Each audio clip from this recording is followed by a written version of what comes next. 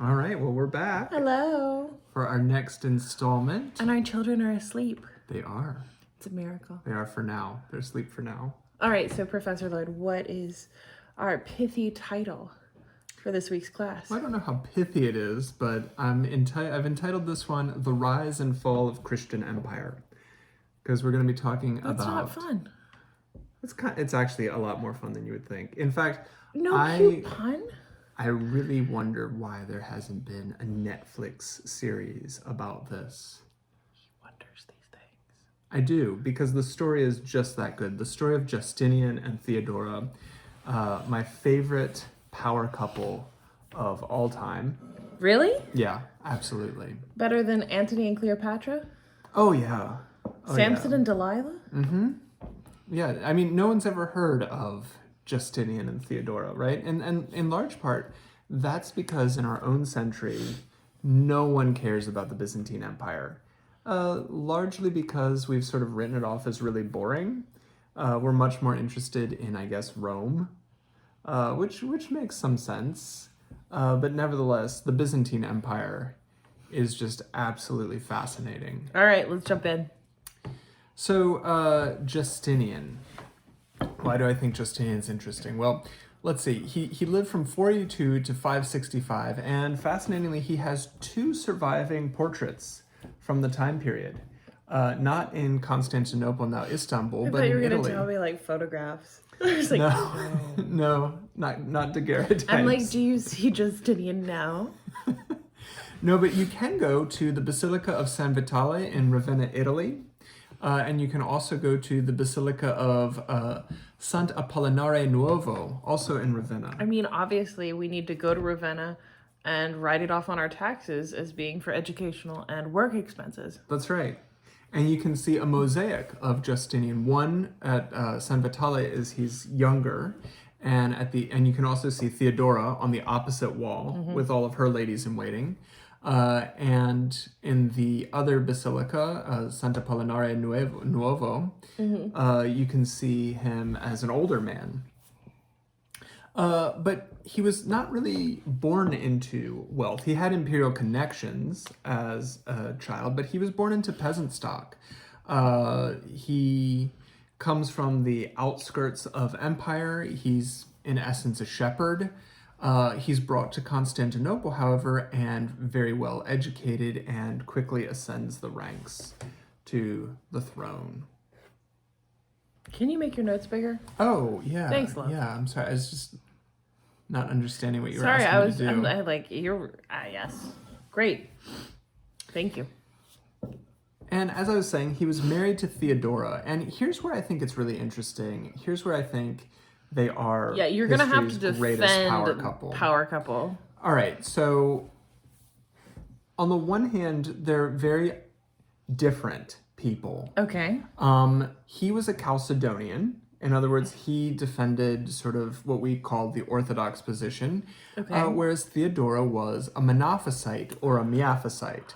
So they had what we would call maybe a mixed marriage. Which was she, Steve? Was she a Miaphysite or was she a Monophysite? So Monophysite is the sort of derogatory term from the Orthodox position. Miaphysite is how they identify themselves. Oh. And she has a lot of background issues. Yeah, she does. She was an actress. She was a stripper. But that is... Ye old stripper. Exactly. Sort of an erotic dancer, prostitute, burlesque dancer. Yeah. And Procopius writes all of these scandalous details. Interestingly, her foes really derided her as an actress who was also a prostitute. And her allies also wrote the same stories. Oh, no. But for her foes, it was, look what a miserable human being she was. Whereas for her allies, it was, look how far she came in her life. It's multiple attestation. She was probably a prostitute. Right, so Procopius writes all of these negative details about her life. And in Procopius's account, things get a little weird, right? He accuses her of having multiple abortions, and if the abortions wouldn't take, she would send her offspring far away. And apparently one of her sons comes back and tries to find her and says, "Mother, I've always been looking for you," and she has him killed. That seems like it was probably untrue. But nevertheless, But she probably was a burlesque dancer. she probably was a prostitute. Well, yeah. Burlesque dancer, prostitute. Sex work. Oldest profession. And Justinian fell absolutely head over heels in love with her. And he was an upper class man. And you'll remember from the lecture we were talking about. I thought you just said he was peasant stock. Well, no, he rises through the ranks. Oh, okay. He becomes part of the senatorial class, right? And it's illegal for somebody in that class to marry an actress. Well, Justinian just changes the law and then marries Theodora. Like you do. They fall in love, and, you can imagine that the relationship they have is pretty significant, right? But she didn't go directly from burlesque dancer to wife of Justinian. She had this conversion experience, didn't she? Exactly. She has this conversion experience in Alexandria with a group of Monophysites, some Monophysite monks.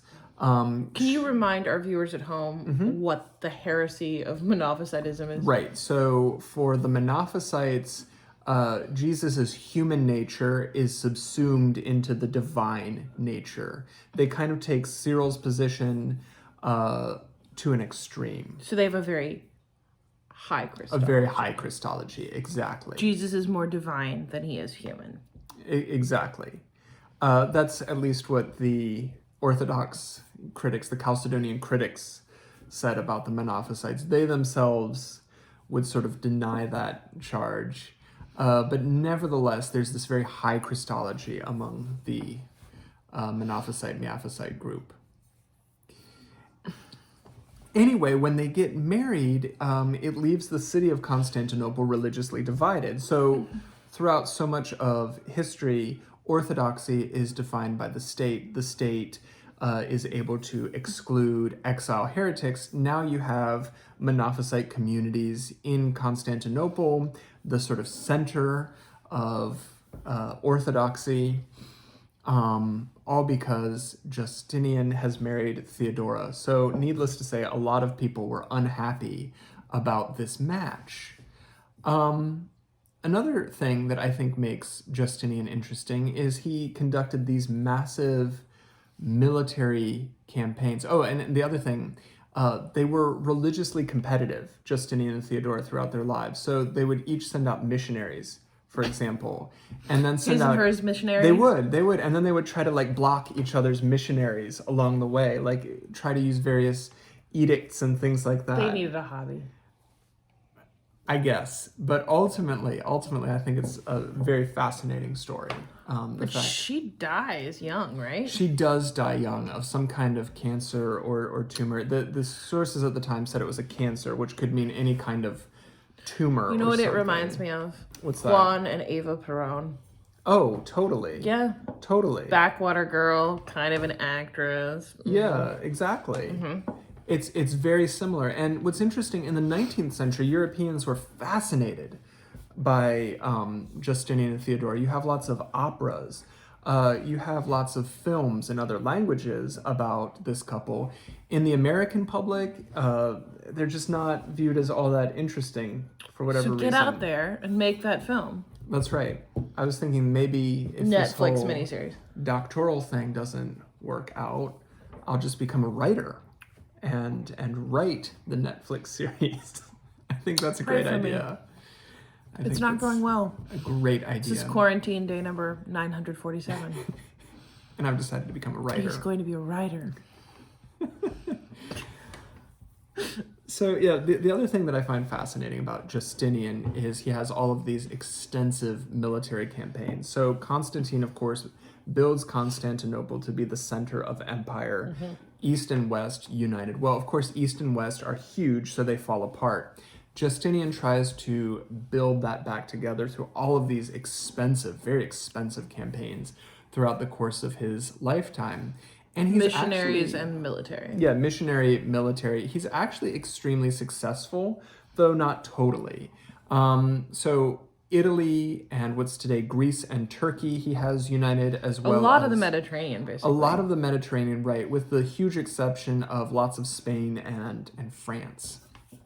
So not the same extent But Northern Africa. Northern Africa, absolutely. So where Hippo is, where Augustine's descendants would be, where the Donatists were, Okay. Still fighting with the Catholic Christians there. Egypt as well would have all been part of Justinian's empire. Okay. So incredibly successful. The other thing that's fascinating about this time period is it was it was plagued with these natural disasters. So there was a massive famine, for example.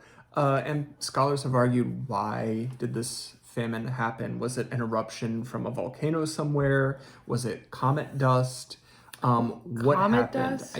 I don't know how that would work. I'm not gonna. But nevertheless, what happened is the air sort of filled with Debris, and it never got terribly warm, and so there was this massive famine. It's not good. It was miserable. 1542, or sorry, not 542, we're way ahead. I made a jump. 542, Oh gosh. there's a massive outbreak of bubonic plague. A love plague. Right? And fascinatingly, Justinian and lots of members of his court actually catch the bubonic plague. He was a plague survivor. Oh. And then finally, in 551, also during the reign of Justinian, there was an earthquake near Beirut, and it led to these massive tsunamis, and something like 30,000 people died. Tsunamis in the Mediterranean? Yeah, because of this earthquake. Who knew? I mean, that's what I read. That's fine. No. But nevertheless, I'm not a seismologist. I wouldn't know. Right? It's plagued by these natural disasters. It sounds like a rough time to be alive. Exactly. And there's trouble Not like in 2020, which is Constantinople awesome. itself. Well, I mean, right? Exactly. It's in a lot of ways you could say best of times, worst of times type scenario, right? And there's trouble in Constantinople itself. So 532, there's these chariot races that have been going on for centuries. And there's been various chariot teams. Okay. And eventually it's whittled down to the blues and the greens. I'm fascinated how you're going to tie this back to Christianity. Go. This gets actually very important. Okay. You have blues and greens, and they're fighting with each other. Gotcha.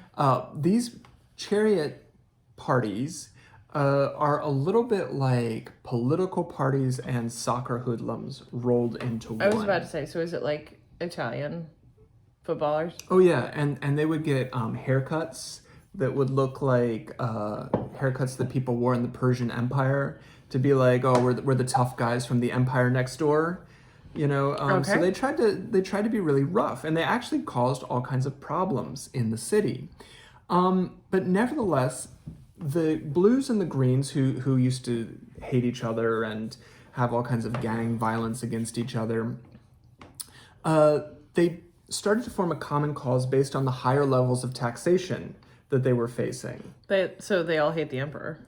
Exactly. I hate the Greens, but mostly I hate Justinian. Right. So at one of these chariot rallies, instead of chanting blue, blue, green, green, the calls started going out across the entire hippodrome, right? This massive horse racing complex in the center of Constantinople. Okay.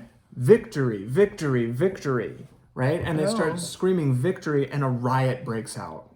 They try to depose the emperor. They start burning down the city. They burn down the biggest massive cathedral in town. No! Right? Sort of one of the centers of orthodoxy. Why do we always burn the churches? They begin to attempt to install Hypatius as a new emperor. That's going to end well. And Justinian is getting ready to flee.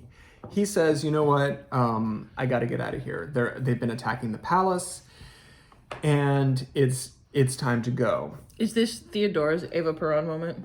Absolutely. Excellent. She responds, I have the quote here. Take it with a grain of salt. Do you think she got on a balcony? Maybe. Maybe. I'm going to pretend she But did. nevertheless, she stood up and said, my lords, the present occasion is too serious to allow me to follow the convention that a woman should not speak in a man's council. Those whose interests are threatened by extreme danger should think only of the wisest course of action, not of conventions. In my opinion, flight is not the right course, even if it should bring us to safety. it is impossible for a person, having been born into this world, not to die. But for one who has reigned, it is intolerable to be a fugitive. May I never be deprived of this purple robe, and may I never see the day when those who meet me do not call me Empress. If you wish to save yourself, my lord, there is no difficulty. We are rich. Over there is the sea, and yonder are the ships. Yet reflect for a moment whether, when you have once escaped to a place of security, you would not gladly exchange such safety for death. As for me, I agree with the adage that the royal purple is the noblest of burial shrouds. Yeah, that's very Eva Peron. Yeah. We're not fleeing to Paraguay. There you go. So in essence, do you think they base their life I'm an on, Andrew Lloyd Webber now. I'm sorry. Right? Well, but you can see why I say that it is very theatrical, right? Of course. It is miniseries worthy. It is musical theater worthy. And it's not a story that we tell. Oh, yeah. It's also got a little bit of Lady Macbeth in it. Oh, yeah. Oh, yeah. Because she basically, I mean... Screw your courage to the sticking place. Exactly. It's that classic moment in history where you have a patriarchal society and a woman saying, you're not being strong enough here. Man up. Right, exactly. You need to man up and die. They concoct a plan. Okay. And they get a eunuch, a very popular eunuch named Narcisse, to take a large bag of gold to the Blues. And he, in essence, buys them off. Fine. He says, remember, the Greens are trying to get Hypatius, a fellow Green, installed as emperor. That's bad. And Justinian has always been a pretty loyal Blue fan. And so the Blues all stand up during the coronation of Hypatius. In protest, the Greens sit stunned, and Justinian's army comes in, and it's just Kills a everybody. total bloodbath. So the city So at who this gets... point has Wait, been does destroyed. everybody get slaughtered or just the Greens? The Greens. Yeah, it's an not easy ugly, being green. ugly. Oh! As we Up know. top. As we know.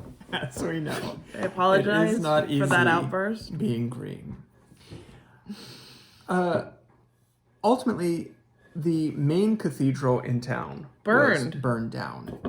And in its place, Justinian invests huge sums in the reconstruction of Hagia Sophia, Holy Wisdom. And what goes up is the Hagia Sophia in 537 that is still standing today. Right. Right now it's a museum. Before that it was a mosque. Before that it was an Orthodox cathedral. Tomorrow, who knows?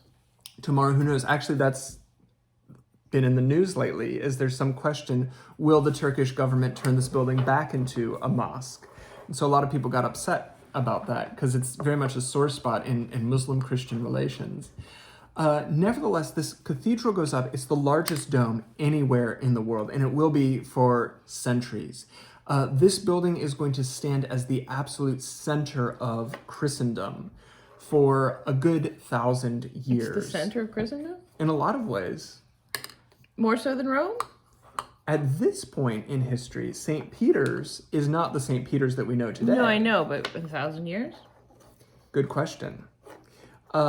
Ultimately, it will fall to the Turks, at which point it will no longer be the center of Christendom, but it would still have the largest dome anywhere in the world. But, yeah.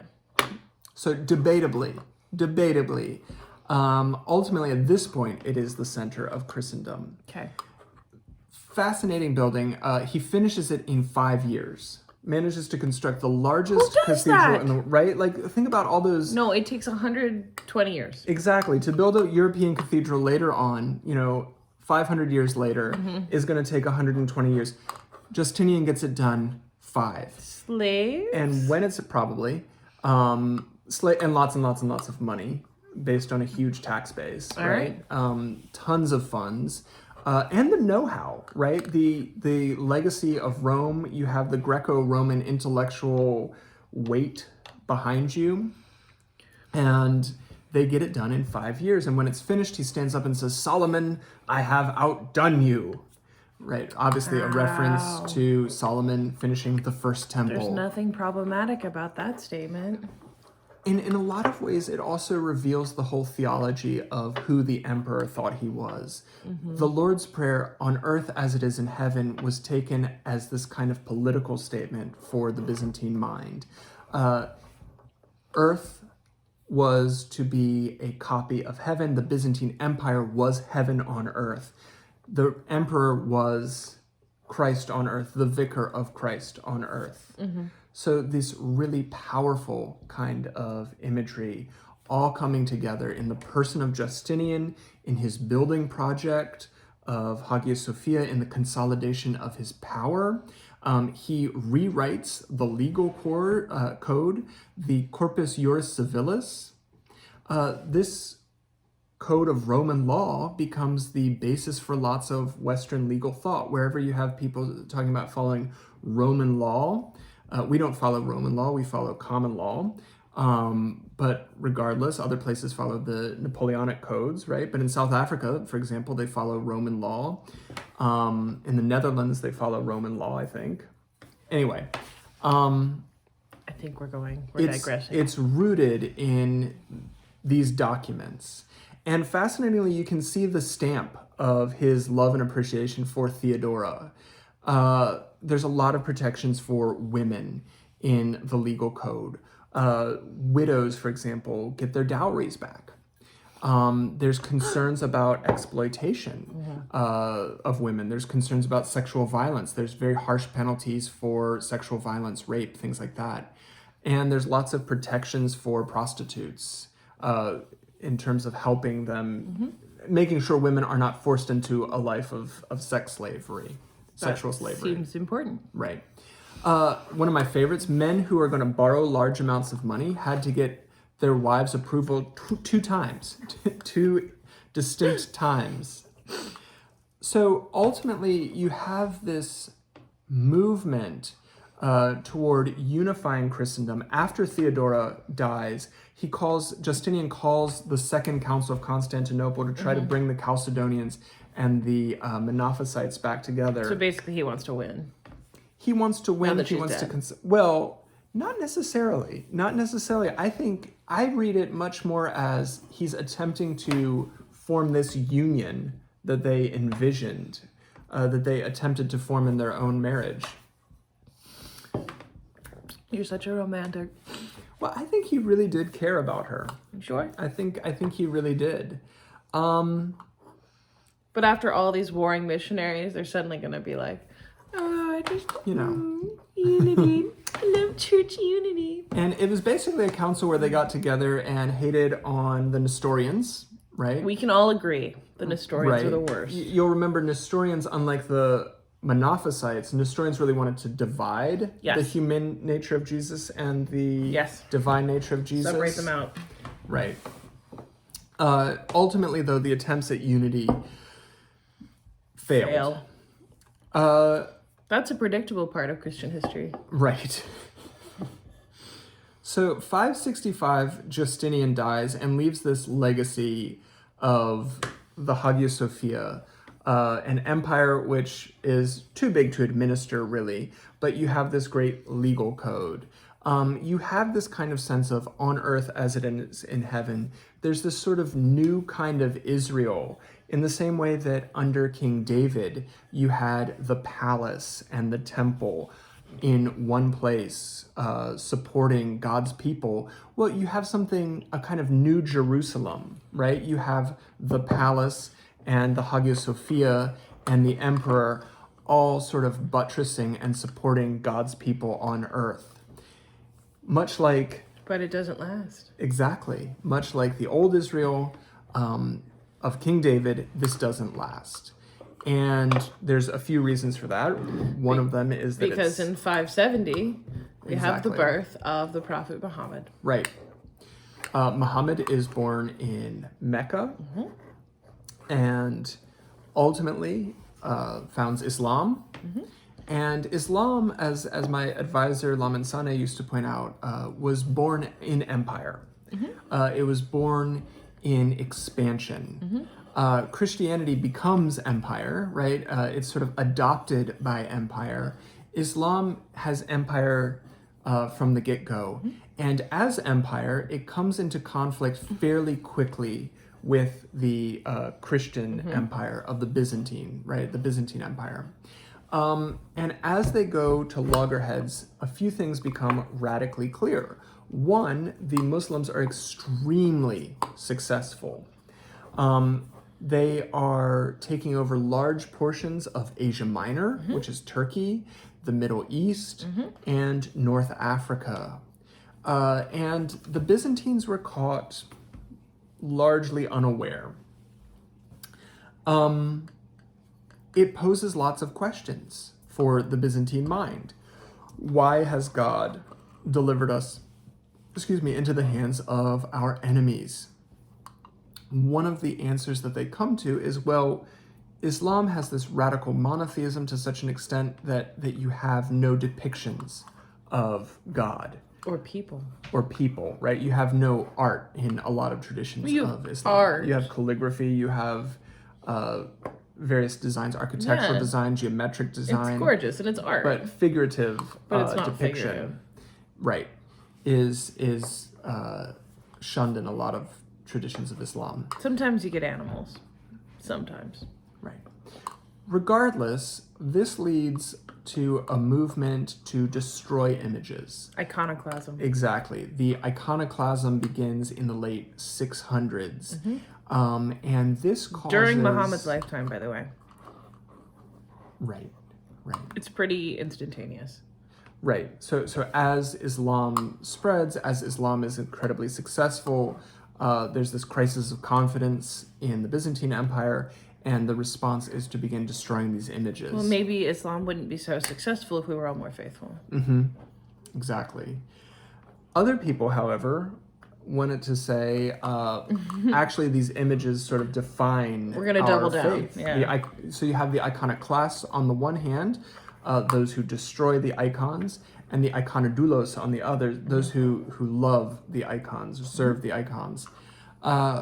And they begin to go at loggerheads with one another. So there's this new source of division in the empire.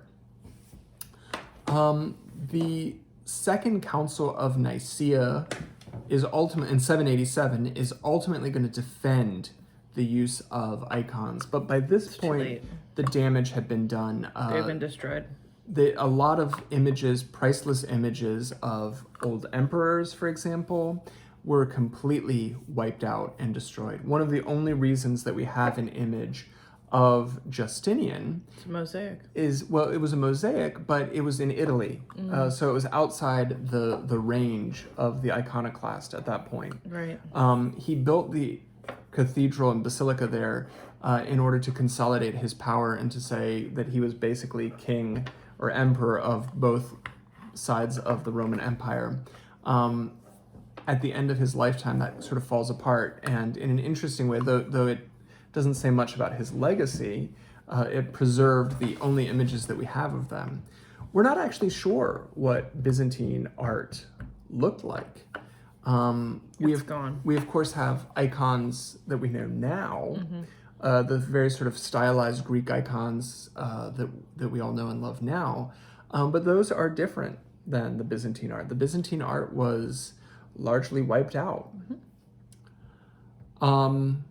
It creates this real crisis of confidence. Ultimately, the Byzantine Empire is able to regroup in a much diminished kind of form. Interestingly, even the diet changes. It becomes less cosmopolitan, less Mediterranean, much more like a Northern European diet as their focus begins to be more north and less around the Mediterranean. Throughout North Africa. It's just because they're losing ground. Exactly, because they're losing ground. Places like Cappadocia, right, where the Cappadocian fathers were from, Basil and Gregory and their sister Macrina, that all becomes Muslim fairly quickly. Istanbul is defended, or excuse me, Constantinople. Constantinople is defended largely by Greek fire, right, and things like this. They're able to defend the city. Nevertheless, it is besieged constantly.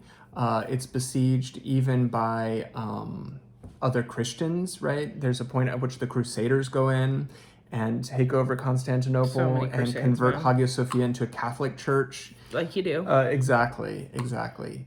So that's a lame move, by the way. Seriously. Yeah. In North Africa, it's worth pointing out that the divide between Catholic and Donatist had weakened the church. Yeah. And with the rise of Islam, Donatism is swept away, and the Catholic Church remains as a very fragile minority and is eventually wiped out. Yeah. Coptic Christianity in Egypt remains strong. Yeah, sure. And the Monophysite tradition, the Miaphysite tradition in Ethiopia also remains strong. And there's lots of legends about why that happened. But in large part, that was because they were in isolated. The mountains. Yeah. Exactly. They were higher up and really good at sort of defending themselves. Yeah. Nevertheless, what you have is this whole vast area of Christian, you could say empire, Christian civilization, all of these Christian intellectual centers, one by one sort of falling away. Well, it's interesting because we're experiencing a similar time now. The center of Christianity moves throughout the course of history. Like right now, the center of Christianity is in the global south. Mm-hmm. But at this point in time, you really see everything moving in a northern direction. Exactly. So as Christianity begins to sort of become less important in all of these historic centers of power, right? Historic centers of influence. Intellect. New movements are happening to the north. Yep. So missionaries from Constantinople, for example, are going to go north into places like Kiev. One of the reasons why Russia is Orthodox, Russian Orthodoxy, is because they were evangelized from Constantinople. Cyril and Methodius et al. Headed north, right? Also, you have... And there are some great television documentaries on these. Right, but those are Russian, right? Again, Americans we tend to have... I have a secret passion for Russian television. Now you know. Absolutely. Sophia. It's awesome. Well, because they would talk about being the third Rome. Because she was a Byzantine princess. Exactly, and that was very important. One of the founders of the sort of Russian dynasty, the Tsarist dynasty. The Muscovite. Exactly, was a princess from Constantinople. Once Constantinople finally did fall to the Turks, she fled north, and Constantinople always claimed to be the second Rome, and then Moscow would claim to be the third Rome. That's actually, interestingly, an idea that a lot of higher-ups in the Russian Orthodox Church cling to today. It's interesting, yeah. Like Kirill, for example, talks about being sort of the true defender of Christianity against communism in Russia, as well as secularism, which is coming from the West. He's sort of proclaiming to be the guardian of Holy Russia. But ultimately, what's interesting, I think, is that if you were talking to somebody in the year 550 and saying, where are some of the most important Christian cities? It would have been Constantinople. It would have been Alexandria. It would have been Antioch, right? It would have been Rome as well. It might have been places in North Africa. All of those cities, with the exception of Rome, are now not really important Christian cities, right? They all kind of become significantly less important. The focus is going to move north. You're going to have a whole bunch of missionaries going from Rome north under the guidance of Pope Gregory the Great. You're going to have Augustine of Canterbury going north and founding Canterbury Cathedral. You're going to have Irish monks evangelizing Scotland, and Celtic monks going down into the continent of Europe and beginning to build up these Christian communities. And eventually Europe is going to become this sort of center for Christianity, Christian influence. So in the year 500, to be a Christian was to be a member of the Mediterranean world.